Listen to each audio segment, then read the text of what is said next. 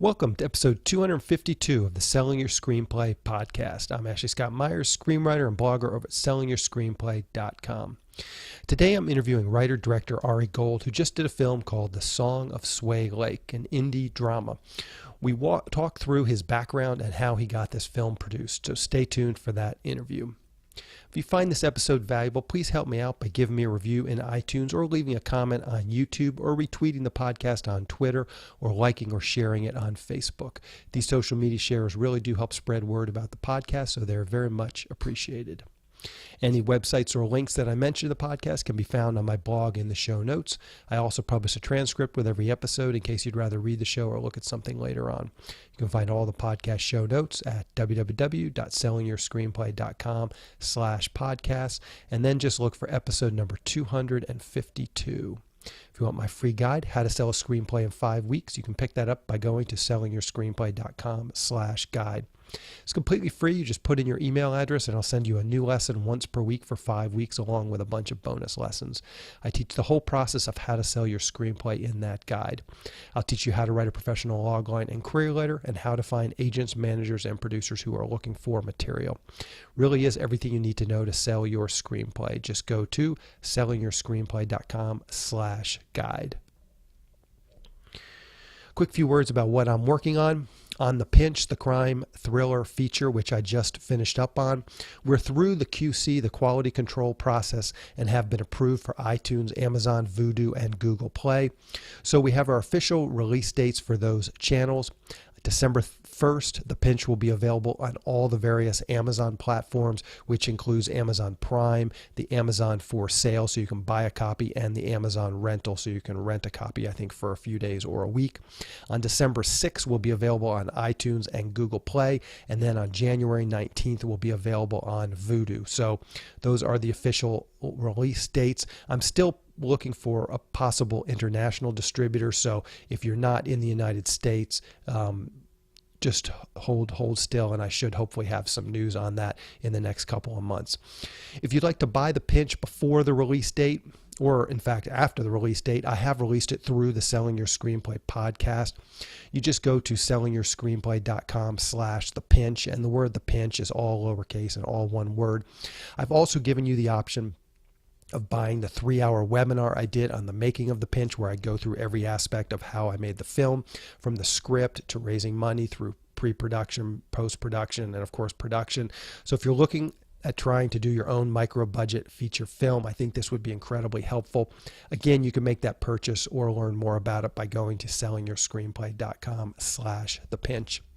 Even after I have released on all the other platforms, selling directly from the website will be the best method for me, at least, as that way all of the money goes directly back to me, the filmmaker. But if the other platforms are more convenient for you, by all means, please buy from there. And once the film starts to get released, I'm hoping that people can go back and leave some positive reviews on these various sites.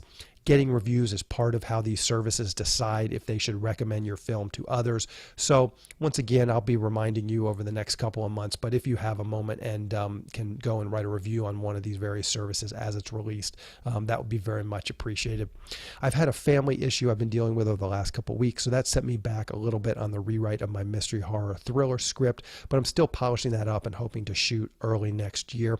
I'm still doing the fundraising on that, trying to get the money in place. Had a nice conversation with Jeffrey Giles about this project a couple of weeks ago too, mostly about the cast, who we could realistically get for a project like this at this budget level, and also the flip side of that is who could we get that could also really give our value project. All actors do not necessarily work well for a mystery horror thriller script. Other actors do. So that was a good conversation. Jeffrey, if you will remember, is the producer I had on a few weeks ago who runs Automatic Entertainment. So that's been helpful, just trying to get his insight into this as early as possible. Anyway, I should have some more concrete details on this project hopefully soon. So that's what I've been working on. Now let's get into the main segment. Today I'm interviewing writer-director Ari Gold. Here is the interview. Welcome, Ari, to the Selling Your Screenplay podcast. I really appreciate you coming on the show with me today. Thank you for having me. So to start out, maybe you can tell us a little bit about your background. Where did you grow up and how did you get interested in the entertainment business? I grew up in San Francisco, and my father is a novelist. And though when I was a kid, I liked to imagine that I thought of writing all by myself. I must have been imitating him, and so at a certain point, I realized that I didn't like to be alone in front of a typewriter or a computer, and wandered towards film, not knowing how, not really having no idea how one made a movie. Mm-hmm. And so the first thing I did on that front was I started writing screenplays, thinking that I would write a screenplay and quickly sell it, and then to be a director, sort of fantasy land. And eventually I realized I had to sort of get a camera in my hands, which before iPhones was not so easy. Mm-hmm. So taking, little summer classes in filmmaking taught me that maybe I had something to do, perhaps. Mm-hmm. And so the short films I made, did really well on the festival circuit. Played in the world by Sundance, and it kind of convinced me that maybe I should really figure out how to use my novel-like thinking and apply it to films. So I've written 12 screenplays now, I think, and I've made 2 of them, and I've had some little options, but nothing's been made by anyone else yet. So it's interesting to, sometimes I write thinking I'm going to make it, sometimes I write thinking I'm going to sell it, and it's an interesting game that we all play as writers. For those short films, did you do any studying on directing or producing or anything like that, or with the short films did you just write a short script and then just you figured it out as you went along?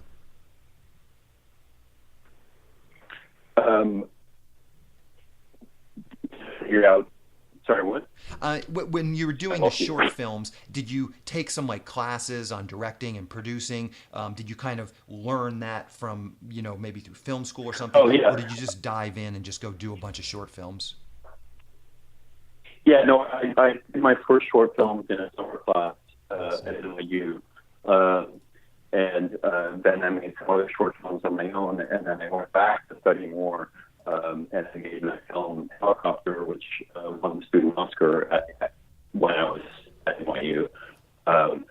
So certainly getting some guidance from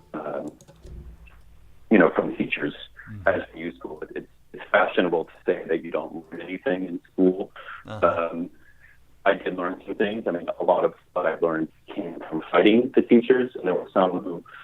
Well, there's one teacher who really was supportive of my vision, and many who were not. And I think I learned from both. It's almost like working at the studio. I filmed Helicopter. I was told by my only directing teacher that my movie was not worth making and it was going to fail, and he wanted nothing to do with it. And he actually didn't speak to me once. The entire time I was making the movie, and it was 2 years later when it was winning prizes, and finally I won the prize at NYU, he came up to me, he said, "It's good film." And that was the only direction I got, basically, was don't do it. Uh-huh. And 2 years later, good film. Yeah. So I learned something from that, too. Yeah, that's a great story. So let's talk about The Song of Sway Lake. Maybe to start out, you can just give us a quick pitch or log line. What is that film all about? The Song of Sway Lake, on its surface, is about a kid played by Rory Culkin, a young man who goes to steal a valuable record from 1940 that's hidden up in his grandmother's lake house, and he brings his Russian friend to steal it with him. That's the surface story. It's really about memory and loss and death and passion and love and playing music and nostalgia. It's our perception of who we are. And I was screenwriter Liz Bull by the summer movies of Eric Romer and Bergman, which we are not Romer and Bergman, but we wanted to tell a story with a limited number of characters on a beautiful summer location. And so we also set up a challenge for ourselves. Where, we wanted to tell a really story without a lot of surface plot, but that allows you to slip into a location through the characters who are experiencing it and come out transformed at the other end. And my hope is that totally that goes from ice to water. It's about the thawing of spirit. Yeah. So let's talk about your writing process on this script. Maybe you can just sort of describe the relationship with your co-writer, Elizabeth Bull. I know there's a lot of people listening to this podcast that would be interested in just kind of hearing how you guys work. Are you in the same room when you're writing? Do you divide up scenes and then go write your scenes separately and then come together? Maybe just sort of walk through that process. What does that look like when you guys were writing this together? Yeah, we did a lot of hammering out the basic story points verbally, talking through what might happen next, how it might, middle and end. We knew the beginning. And then we did trading off of scenes to get part of a first draft, and then Liz hammered out a draft from that first draft and then handed it back to me, and then we started going back and forth with it until we had a shooting draft. And then, of course, in the shooting and the editing, everything was kind of rewritten again. Yeah. Right down to right before the premiere, I was editing a shot that I hadn't shot on the set, that I shot with my iPhone that I threw in at the last minute to kind of mess a shot of the watch sinking into the lake, which is now open to film. And that came to me very, very late in the process. It's a constant process of transformation where, a screenplay is not Shakespeare. It's a blueprint for a house that's being made on mud. So you have to be flexible. Mm-hmm. So what is it, how much time did you guys spend in this sort of verbally just making out the beats as compared to actually writing the script? I'd just like to get a sense for, how much time are you actually in final draft writing scenes, or how much time are you spent actually outlining, getting the characters, getting the story sort of worked out? I don't remember exactly, but I'd say it was probably a few weeks of really beating it out verbally after a few years of casually talking about the idea. Okay. But once we sat down, a few weeks on the tell me the story and I'll tell it to you back, and then a few weeks getting pieces of the script together, and then a few more weeks getting a first draft, and then and then once you have a first draft, then it's really something you can start playing with and looking at it globally in terms of theme and tone. I don't always succeed at this, but I think it's really helpful for writers to write quickly on the first draft because I know, speaking for myself, I'm really self-critical, and if I'm writing slowly, I think about everything I'm writing and I question it, and I lose connection with my dream mind. Whereas if I write quickly, I might write things that don't quite work and don't quite make sense, but there might be a clue in them or something beautiful in them that's worth keeping. And then, you can trust that your brain is going to come back and fix problems later. The kind of like a logical mind, once the dust is settled, is going to, okay, that works, that doesn't work, when you see how they can fit together. But if that mind is in control when you're writing, then you're going to end up with something mechanical. Yeah. Writing as quickly as possible is great when you can. Yeah, sound advice. Maybe you can talk just briefly about how you raise the money. You've got your screenplay done. What was sort of the gist in going out and raising the money for this film? I knew some people who had said they wanted to invest in my next project. Mm-hmm. So my previous film had something like 37 investors, and it took. I don't even want to count the number of phone calls and meetings and fancy dinners that were paid for by someone else, where someone would promise me a check and then the check would never come. This one was a lot easier because it was really one family that invested in it, and I owe them a lot, and they know it, and they also wanted to not be credited. So,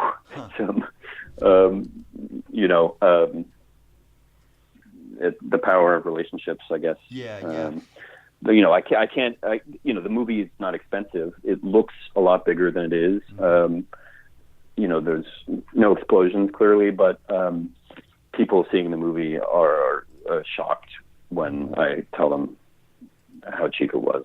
I mean, I've been playing it in Europe, and people just don't understand how I got it done so cheaply, and a lot of it had to do with not sleeping for a few years and doing a lot of things myself. Sure. But so, how can people see the Song of Sway Lake? Do you know what the release schedule is going to be like? The quickest way is to go to swaylake.com. There's two links. One is to the theatrical release, which starts on Friday, September 21st in 10 cities. And if you're not in one of those cities, it'll be out on digital 4 days later on September 25th. You can pre-order it now on iTunes and other platforms.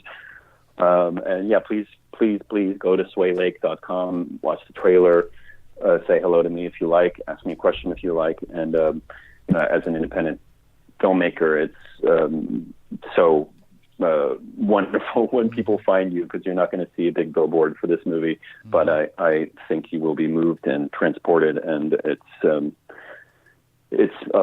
lot cheaper than a therapy session, and you're going to feel a little bit closer to your heart. And I think if we consume, I hate the word consuming for art, but if we experience more art that hope opens our heart, we're going to have a better society. And this is a film about reconnecting with the heart, moving from nostalgia for the past and through all the kind of passions and frustrations and love and obsession and friendship, and moving to a connection with yourself, which is what you need to connect with other people. And so I hope people experience that. Come to swaylake.com and check it out. Perfect. Well, Ari, I really appreciate your coming on and talking with me today. Good luck with this film, and good luck with all your future films. Thank you so much. I really appreciate you doing the call. Hey, no problem. Thank you. We'll talk to you later. Okay, bye. A quick plug for the SYS Screenwriting Analysis Service. It's a really economical way to get a high-quality professional evaluation on your screenplay. When you buy our 3-pack, you get evaluations at just $67 per script for feature films and just $55 for teleplays. All the readers have professional experience reading for studios, production companies, contests, and agencies. You can read a short bio on each reader on our website, and you can pick the reader who you think is the best fit for your script. Turnaround time is usually just a few days, but rarely more than a week. The readers will evaluate your script on 6 key factors: concept, character, structure, marketability, tone, and overall craft, which includes formatting, spelling, and grammar. Every script will get a grade of pass, consider, or recommend, which should help you roughly understand where your script might rank if you were to submit it to a production company or agency. We can provide an analysis on features or television scripts. We also do proofreading without any analysis. We will also look at a treatment or outline and give you the same analysis on it. So if you're looking to vet some of your project ideas, this is a great way to do it. We will also write your logline and synopsis for you. You can add this logline and synopsis writing service to an analysis, or you can simply purchase this service as a standalone product. As a bonus, If your screenplay gets a recommend or a consider from one of our readers, you get to list the screenplay in the SYS Select database, which is a database for producers to find screenplays and a big part of our SYS Select program. Producers are in the database searching for material on a daily basis, so it's another great way to get your material in front of them. As a further bonus, if your script gets a recommend from one of our readers, your screenplay will get included in our monthly Best of newsletter. Each month we send out a newsletter that highlights the best screenplays that have come through our script analysis service. This is a monthly newsletter that goes out to our list of over 400 producers who are actively looking for material. So again, this is another great way to get your material out there. So if you want a professional evaluation of your screenplay at a very reasonable price, check out www.sellingyourscreenplay.com/consultants. Again, that's sellingyourscreenplay.com/consultants. On the next episode of the podcast, I'm going to be interviewing writer-director Jeremy Unger, who just did a film called Ride. It's kind of a cool drama thriller about one night with a Uber driver where things get totally out of control. We talk about his background and specifically how he got this film produced. He started off with a short that sort of acted as a proof of concept, and then he was able to go out to production companies and raise the money and get this film produced. So keep an eye out for that episode next week. We'll dig into all that. Anyway, that's the show for this week. Thank you for listening.